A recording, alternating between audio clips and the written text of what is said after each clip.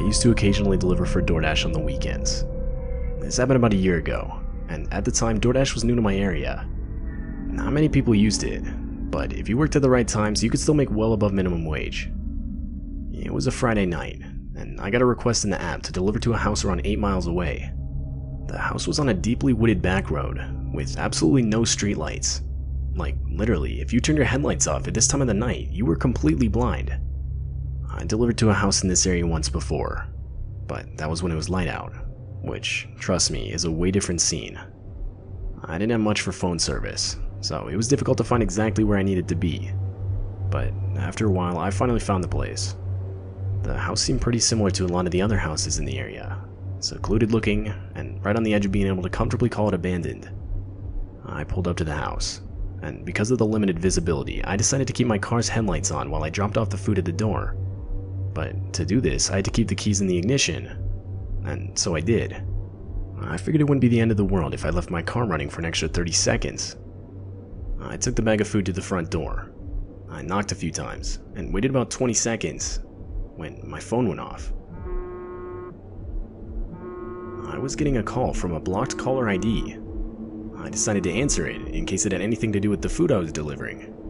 It was some man who sounded completely normal. He explained how he was the one who placed the DoorDash order, and he then asked me if I could just bring it to him around back. I was already sketched out as is, and so I told the guy no way. If he wanted his food, he needed to come to me up front. But to that, the line just went dead. I told myself I'd wait at the front door for one more minute, and if this guy didn't show up, I was just gonna leave. Maybe 30 seconds passed, and the guy did show up.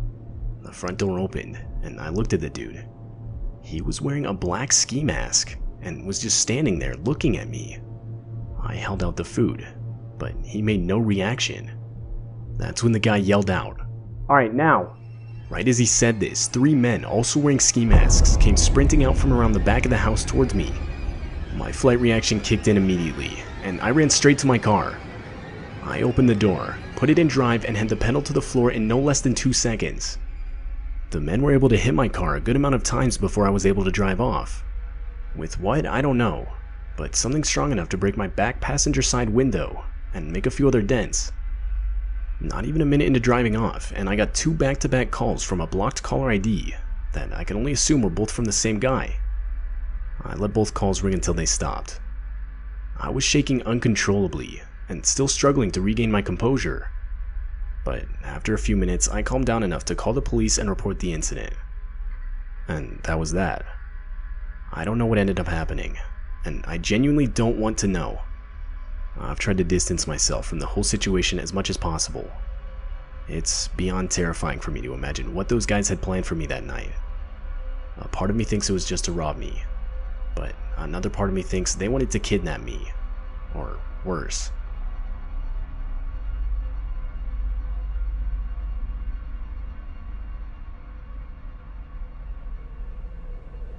This happened back in 2019, on a Friday night in January. I had just gotten back from work, and was honestly way too tired to make my own food. I always heard good things about food delivery apps, and so I figured that night was the perfect night to finally download one and try it out. I just downloaded the first one that showed up. I then made an account, placed an order at a semi-nearby restaurant, and turned on Netflix to watch while I waited for it to arrive. Now, it's worth mentioning that on this night in particular, there was a lot of snow on the ground. The app said the delivery would take around 20 minutes, but I figured that didn't account for the terrible driving conditions.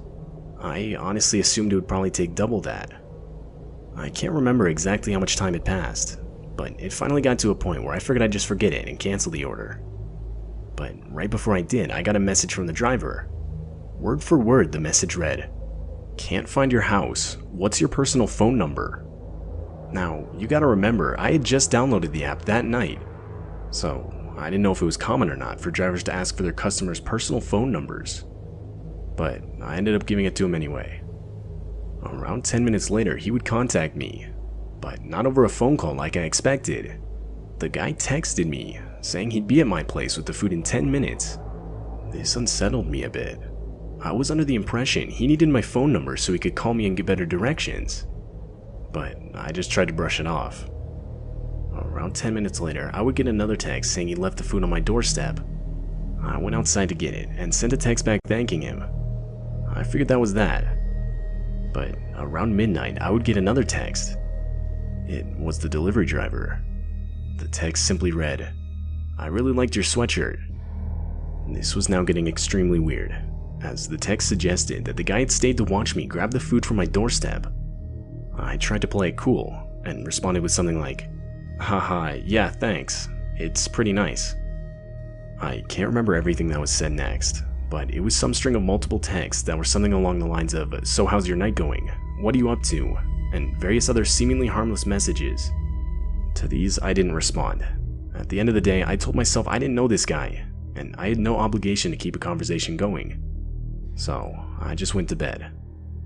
But come morning, I would wake up to 20-something texts, and multiple missed calls all from the same number. It was again that same delivery driver. The last text was sent at 3 a.m., and as I scrolled through the texts, two in particular caught my eye. One of them read, "I'm outside your house," and the other said, "I can't see anything through your window. It's too dark." But that wasn't even the worst of it. I would later go outside to find footprints in the snow that I knew for a fact were not there the other day. Meaning, this guy wasn't joking. He had actually showed up to my house, and by the looks of the footprints had walked around it multiple times. I've since moved, and haven't received another text from the number. That was the first and only time I will ever use a food delivery app.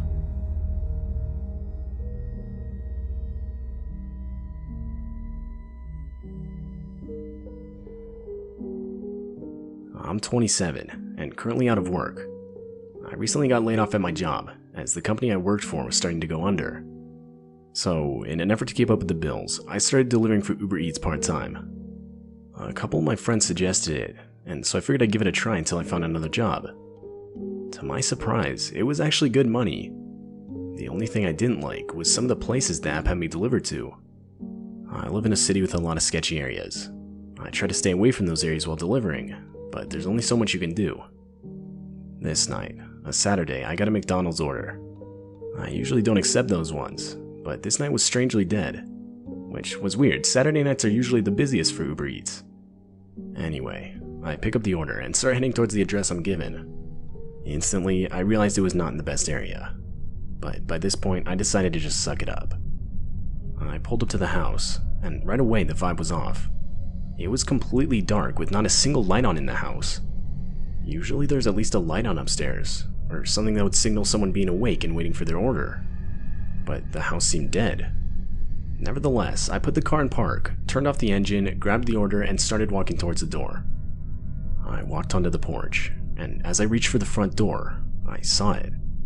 The door was slightly cracked open. I knocked, and as I did, the door opened slightly more.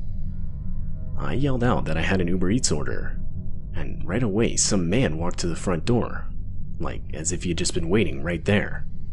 As he got closer, I got a good look at him. Now, I'm not one to judge a person by their physical appearance, but this guy was practically covered head to toe in tattoos. The guy looked extremely intimidating, definitely not someone you'd want to mess with.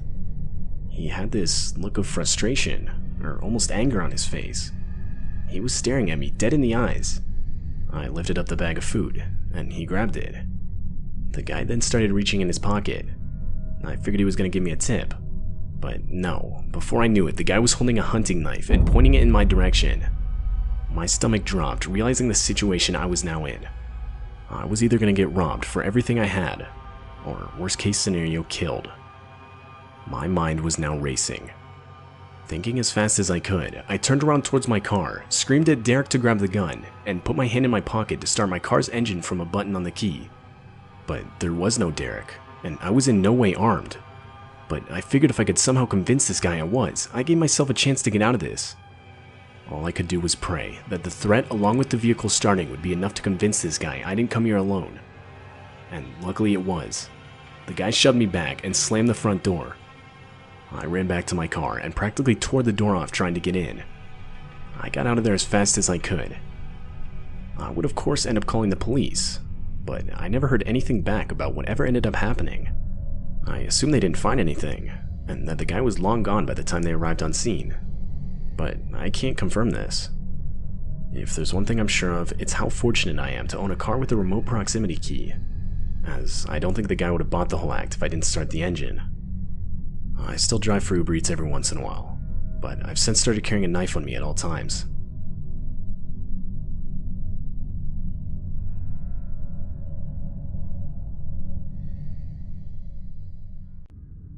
The pandemic has been pretty hard on all of us, and we've all felt its effects in a variety of ways, but musicians have felt it more than most.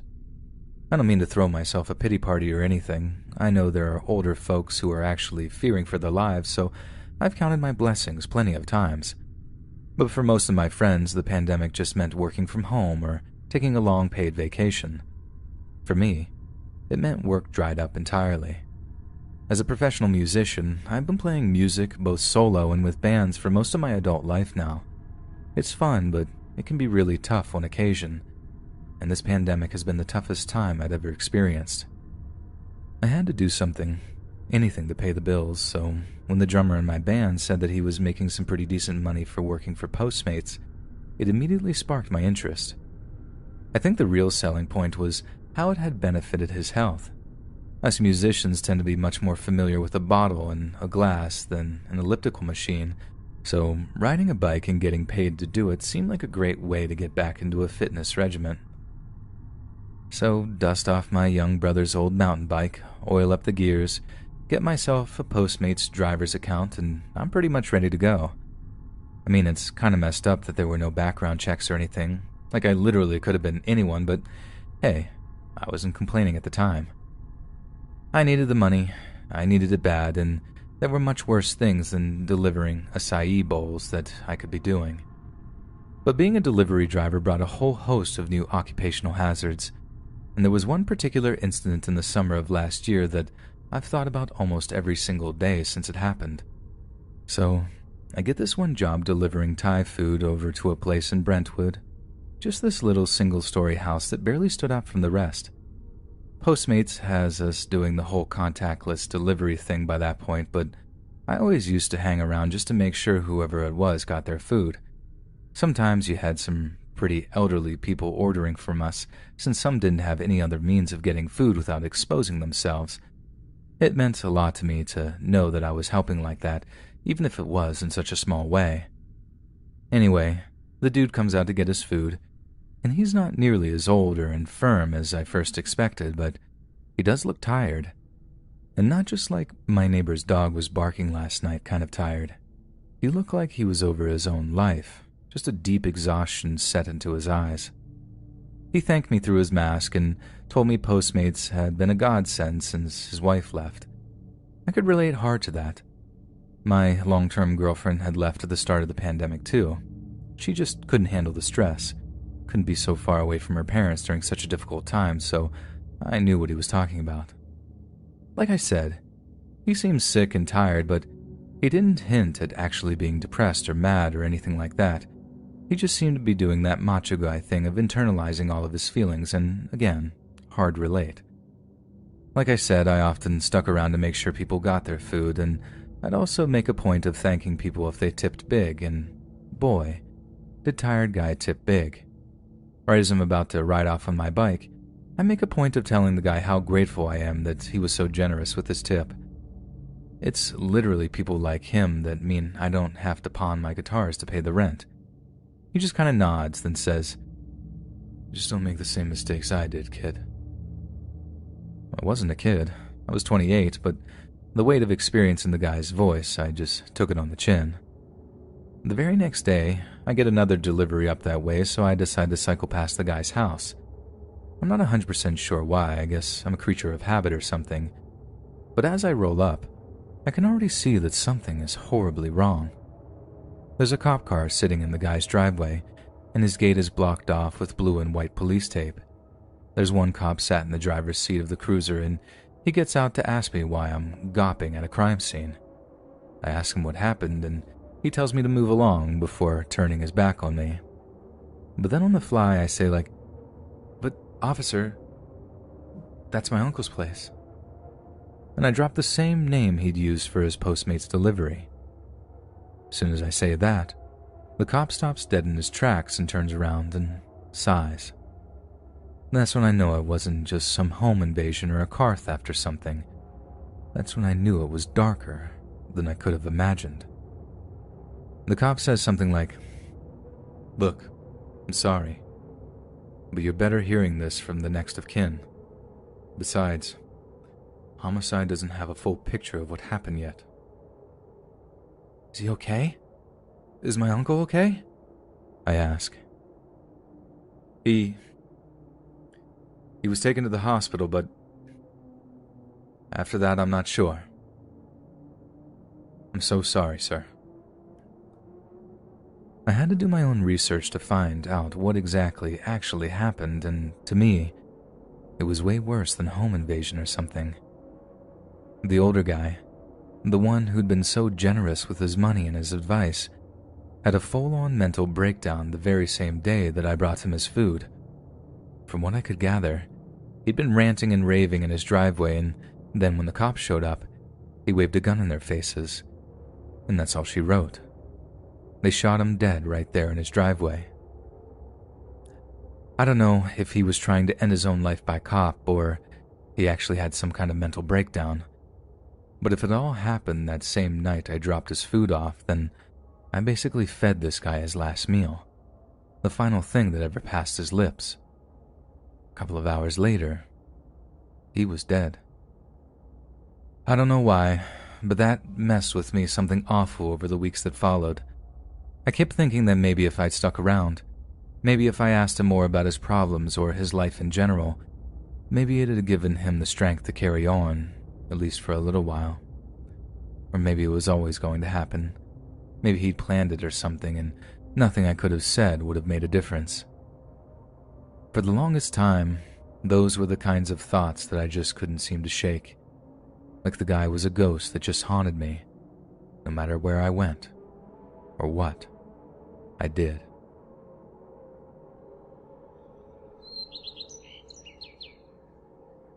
On the night of the 27th of October, 2013, Tavisha Paris was working his final shift as a pizza delivery driver. The 25-year-old Sri Lankan migrant had moved to the UK to pursue a degree in IT and had long been employed as a delivery driver to support himself as he studied.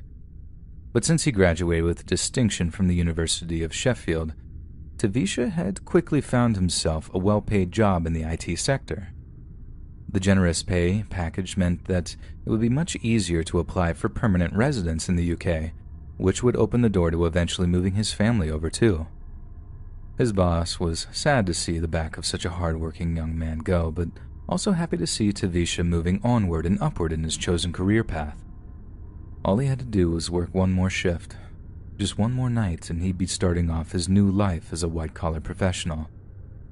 At around 10 p.m., Tavisha would have been making one of his final runs of the night as he drove out to Southie Crescent with a customer's order.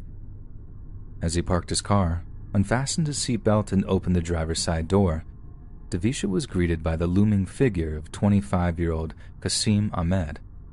Qasim wasn't the one who ordered the pizza, but still wanted something from the delivery driver, his mobile phone. Tavisha saw a flash of steel in the dim streetlights as his mugger pulled out a knife and threatened to stab him if he didn't hand over his phone. But Tavisha was brave. Too brave, perhaps. He had worked hard to be able to afford an expensive smartphone, and he wasn't about to hand it over without a fight. There wasn't a fight that night. It was a slaughter. Without so much as an ounce of provocation, Qasim Ahmed plunged the knife into Tavisha's chest, who fell back onto the pavement, gasping as he attempted to stem the bleeding. As he lay dying, Qasim's 18-year-old partner in crime, Shamraze Khan, rifled through Tavisha's pockets to relieve him of his belongings. With just one stab wound, Tavisha might have stood a chance of surviving the attack. But Qasim knew he had seen his face, and he knew the hard-working young migrant wouldn't just take the robbery lying down. The police would be called, a report would be filed, and repeated offender Qasim would no doubt be headed back to prison. And in Qasim's mind, that just wasn't going to happen. He knelt down and began plunging the knife into Tavisha's chest, over and over again, stabbing the dying delivery driver a total of 14 times until he bled to death, right there on the cold Yorkshire pavement. The local community was appalled by the brutality of the murder, but also by the horrific and painfully tragic circumstances. Just one more night on the job. If Qasim Ahmed had waited just one more day to steal a phone or a wallet, Tavisha would still be alive. It's like some cruel cosmic joke, so utterly senseless that it almost sounds made up, and many were moved by the story. Given that Tavisha worked for Domino's in the UK, the company paid for his family to fly over so they could better organize his repatriation, as well as working more closely with investigating police. Tavisha's older brother, Pramod, spoke to the media on his arrival in Britain, saying, "I'm heartbroken. My brother, Tavisha, was the center of our world. He gave us so many reasons to smile. He was kind and considerate, and we were extremely proud of his achievements. We were so happy that he was doing so well in England, and we never thought his life was in any danger. I can't believe he was taken away from us in this cruel and inhuman manner. Please, if anyone saw or heard anything that could help us to catch these murderers, we beg that you step forward to help find my brother's killers." But it wasn't long before Tavisha's killers were found. As it turned out, Qasim Ahmed had stolen the cell phones of 2 young women at knife point just an hour before he murdered Tavisha, and he'd been stupid enough to do it in downtown Sheffield, a place that's practically covered in CCTV cameras. Police tracked him down as a part of their theft investigation, only to find that Qasim was in the process of disposing of clothing that was soaked in blood of his victim. He was arrested and charged with murder, and would go on to be sent to prison for a minimum of 24 years. But 24 years seems like far too lenient a sentence for someone willing to take the life of another human being for nothing more than a mobile phone. And it seems like the only justice for a person responsible for such a cruel cosmic joke, who fabricated a scenario that would horrify all who heard it, deserves to go to prison for much, much longer than just 24 years.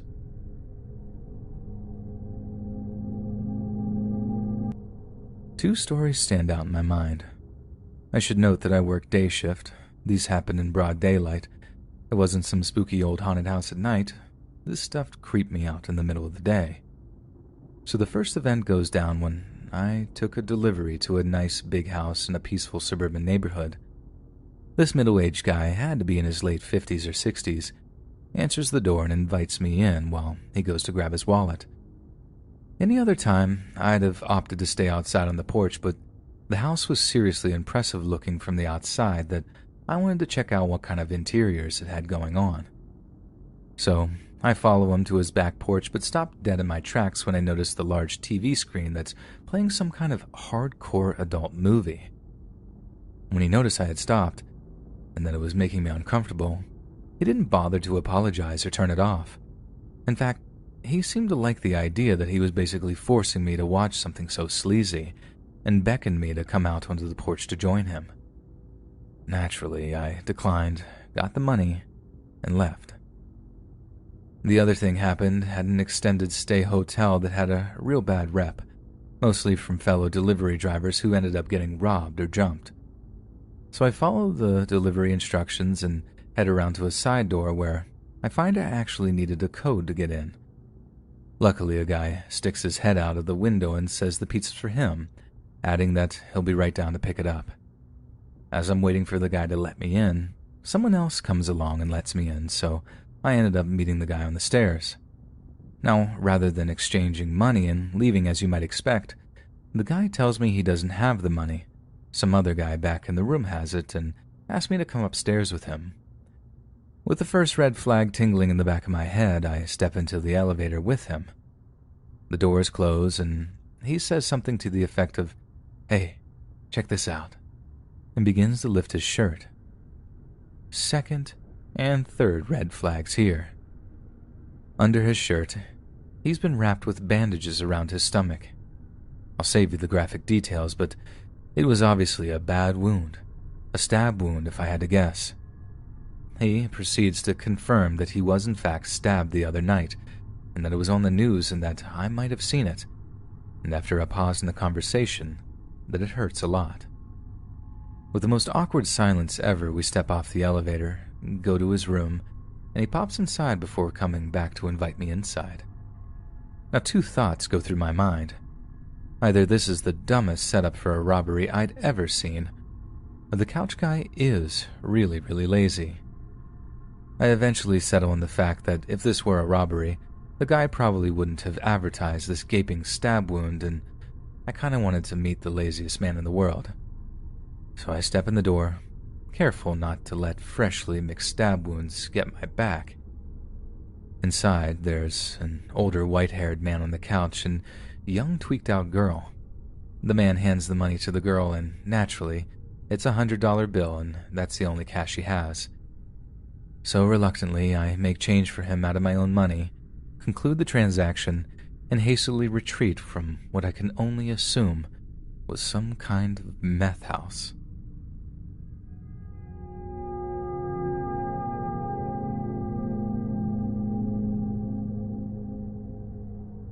So, on the worst delivery shift I ever worked, it's snowing like crazy, and of course my hunk of junk car can't make it up the long residential street to the house at the very top of the hill. After several attempts, I had to face reality, so I got out to begin the walk about 2 or 3 blocks of the snowy road. I get to the large, normal-looking house and ring the bell. No answer, but I hear a guy yelling at someone inside. Knock, ring, no answer. Still yelling, but it's obvious he's yelling at someone on the phone. I can see that the door I'm at goes into a small mudroom with a door to the house inside. I decide to step into the mudroom and knock on the inner door. I know, not a good idea. This guy finally opens the door and is like, "What do you want?" I'm wearing a uniform and holding a pizza delivery. What do you think I want, man? Now, the guy was a middle-aged guy with a mustache, and he has blood coming from a cut on his elbow, a cut on his lip, and blood coming from his nose, and his knuckles are torn up. Great. Dude just got into a fight, and lost by the looks of things. I see inside, and a half-empty bottle of Jack is chilling on the coffee table.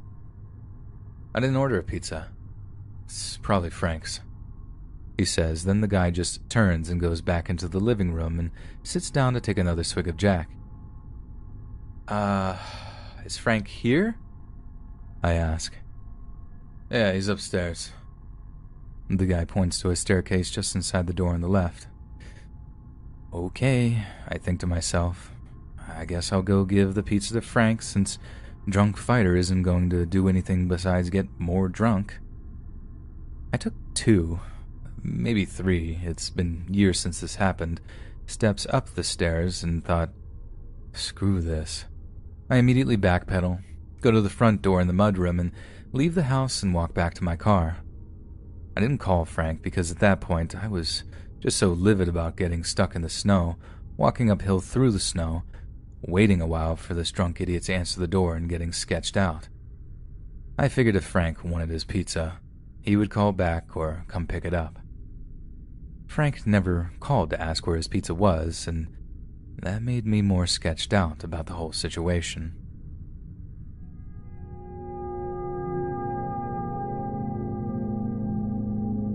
Back when I was in community college, I worked at this pizza place that was basically in the middle of nowhere. It was located in a strip mall at the side of a highway in a pretty rural area, and there were just people dotted around the surrounded area that the store never quite went out of business. But since we hardly made any money, we operated a skeleton crew at all hours, and especially late at night. Sometimes it would just be 2 people in the store, me and one other guy. One would make the pies, and the other would drive them out to the customers. It wasn't always a perfect system, but we managed. Without a doubt, the best time to work was Wednesday or Thursday nights, simply because of how quiet it was. You worked a Wednesday or Thursday late shift and basically got paid to sit around on your butt and talk trash with your coworker. You'd maybe get 1 or 2 calls, nothing stressful, and that was that. But this one night, we get a call almost bang on 11 p.m., a half hour before closing. Any other time, we might actually be kinda angry, but it was just way too out of the ordinary for us to even be mad. Like I think it was legit the first time we'd ever gotten a call that late. Now at the time, my coworker is out in his car having a quick smoke before we start our clean down, so I'm all on my own when I hear the phone. Part of me was like, just don't answer it, dude. But honestly, curiosity got the best of me. Most of the families in the county work their farms, so they go to bed pretty early in the evening, so who was calling so late? When I pick up, I don't recognize the voice on the end. Given the nature of the job, I pretty much know everyone who calls, along with exactly what they're going to order. But still, it's not entirely unusual that we get someone new calling. But what was really unusual was how this guy's order differed from most others, not to mention how he was acting in general.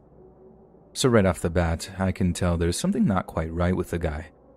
His voice was super raspy, like he lived in a whiskey still and smoked Marlboros for breakfast. And I know it's about to be a weird call when the first thing he asks for is a hamburger. I'm like, "Sir, this is a pizza place. I can read you our menu if you'd like." Which was no problem. We only had like 6 different pizzas with a couple of sides. The guy says it's fine.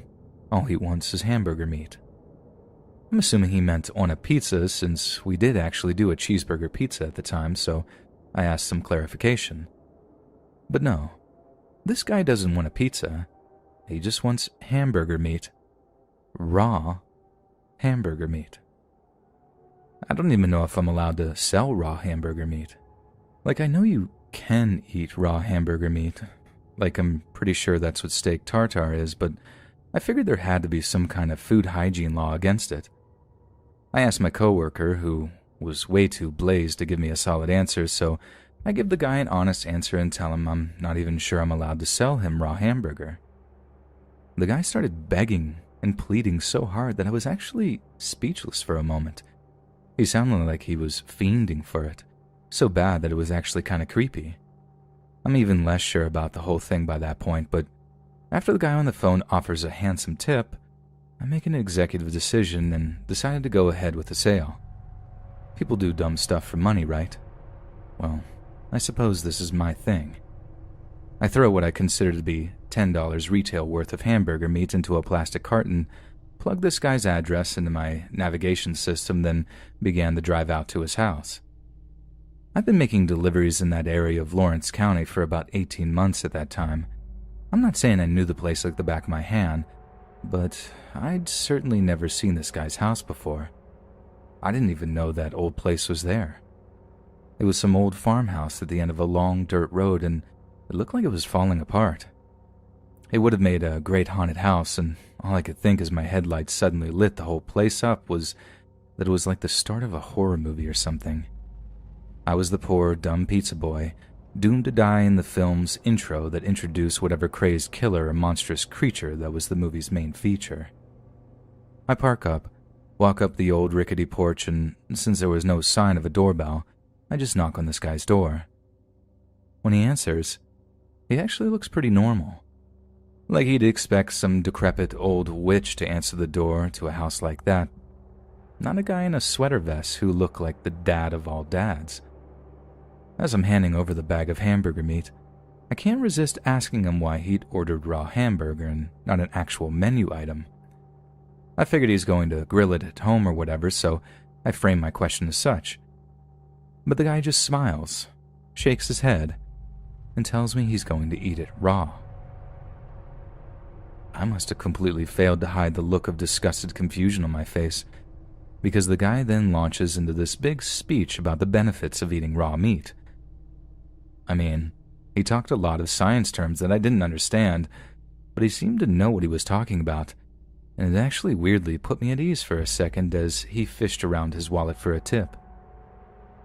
He hands me $11 in crumpled ones, and as I count them, I'm like, "Thanks, man. That's really generous."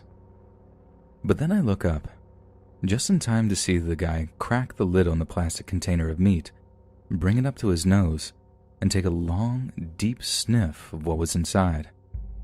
The way he acted wasn't like this wholesome, smells yummy kind of happy. It seemed straight up perverse. I'm just watching, trying not to freak out, as the smell of the meat seems to legit turn him on.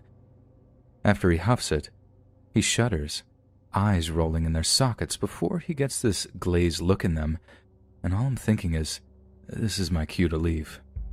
I awkwardly thank the guy, just happy to get off of his property, only right as I go to turn around and walk back off the porch, I see something moving in the dimly lit hallway over the dude's shoulder.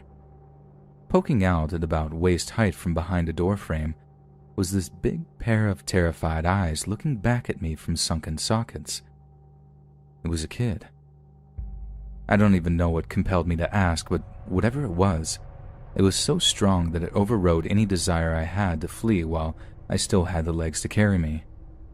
I remember saying something like, "That your kid, huh?" Instead of giving me this big smile or waxing lyrical about what a proud dad they were, something that would have suited his wholesome sweater vest dad look, he suddenly looks furious. He spins around on the spot. The kid looks terrified and disappears from view. Then, when he turns back, he just stares at me, this deep, moody stare that sent a shiver down my spine. And once again, I get that overwhelming "this is my cue to leave" feeling.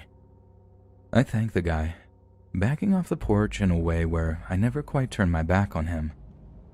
He doesn't say a word in response, just keeps that angry look on his face, like I'd done something to offend him or seen something I shouldn't have.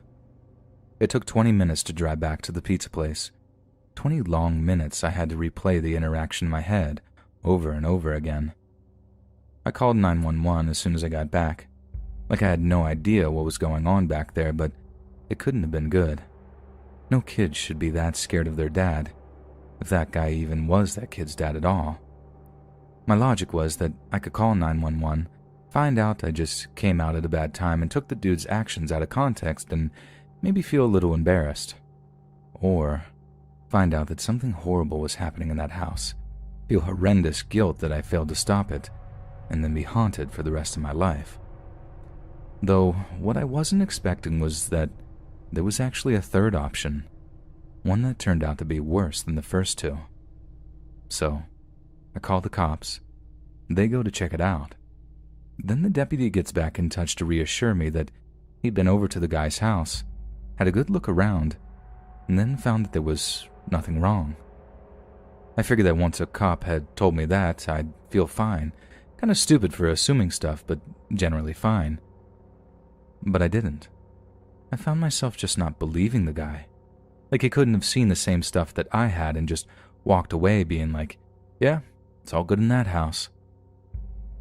I didn't do another delivery to that house for the rest of the time I worked there, and I certainly wasn't complaining about not having to make any more weird deliveries. But even today, I find myself wondering what the deal was with that guy and his kid, and whether or not I should have done more to investigate. Because the thing that haunts me the most is that there might be some kind of kid out there going through the most horrifying ordeal of their young lives, thinking like, why didn't that man help me? Why didn't that man help me?